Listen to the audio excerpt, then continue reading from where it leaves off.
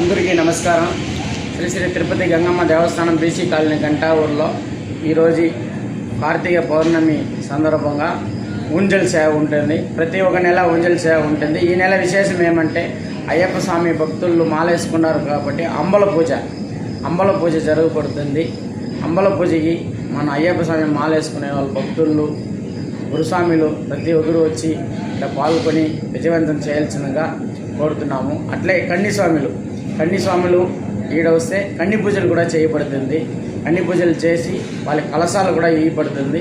ఈరోజు 7 గంటలకి ఉంజల్ సేవ అంబల పూజ 2 బీసీ కాలనీ గంటావూరులో జరగబడుతుంది. ప్రతి ఒక్కరు భక్తులు గంటావూరు భక్తులు పలంనేరి మండలం భక్తులు చుట్టుపక్కల ఉండే వాళ్ళు ప్రతి ఒక్కరు వచ్చి ఈ ప్రోగ్రాంని విజయవంతం చేయాల్సిందిగా ఆలయ కమిటీ తరఫున మరీ కోరుతున్నాం. శ్రీ మాత్రే నమః.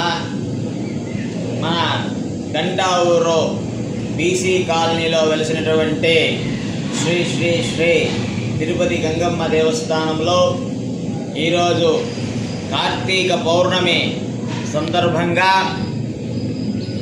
మన తిరుపతి గంగమ్మ దేవస్థానంలో ఉంజల్ సేవ కార్యక్రమము నిర్వహించబడుతుంది. అలానే ఈరోజు ఈ అయ్యప్ప దీక్ష తీసుకున్నటువంటి అయ్యప్ప మాలధారకులు అలానే గురుస్వాములు కన్యస్వాములు అందరికీ వచ్చి ఈరోజు మనము విశేషముగా అంబల పూజ చేసుకుంటున్నాము. ఈ అంబల పూజలో గురుస్వాములు కన్యస్వాములు అయ్యప్ప స్వాములు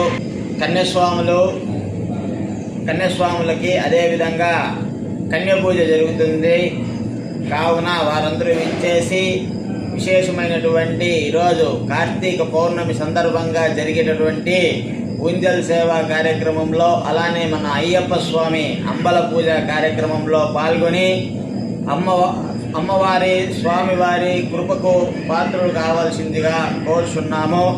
అలానే మన గంటావూరు పలమనేరు పరిసర ప్రాంతాలలో ఉన్నటువంటి అయ్యప్ప స్వాములు అయ్యప్ప దీక్ష తీసుకున్నటువంటి వారందరూ వచ్చి విశేషముగా పాల్గొనవలసిందిగా కోరుచున్నాము.